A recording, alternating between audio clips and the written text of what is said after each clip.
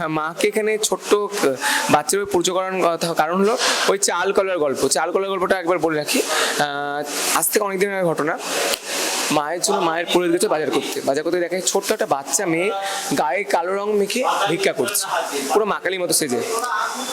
তখন এই যে মন্দিরের যে যিনি পূজারী সেও বাজার করতে যায়, তার কাছে কি বাচ্চাটা একটা টাকা চাই, বলে একটা টাকা দেবে গো, দুদিন ধরে কিচ্ছু খাইনি, চাল করে খাবো।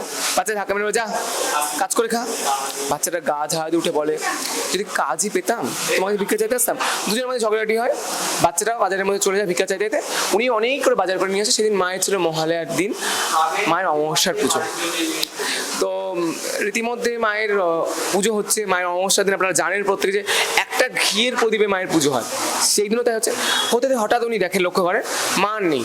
আচ্ছা, মা তো কালো, তাই হয়তো আমি দেখতে পাচ্ছি না।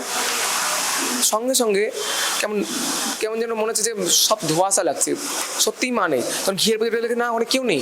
শিবও যেন মৃত মানুষের মধ্যে শুয়ে আছে, কেন দুপা সরে যায়, তখন ছমছমকার আওয়াজ হতে লাগে। শিবের বুকের ডান পাটা মায়ের পড়ে, দে। অন্ধকার থেকে একটা মুখ বেরিয়ে এসে বলে, দে, দিবি না আমায় চাল কলা। সেই ছোট্ট বাচ্চা মেয়েটি 5 বছরের, বাজারে যে বাচ্চা মেয়েটি দেখা যায়, বলা হয় সেই বাচ্চা মেয়েটি আজও দাঁড়িয়ে আছে এখানে। সেই রূপেই মাকে পুজো করা হয়। পৃথিবীর একমাত্র, বলতে পারেন পৃথিবীর একমাত্র মন্দির যেখানে মা কালী বাচ্চা রূপে আছে।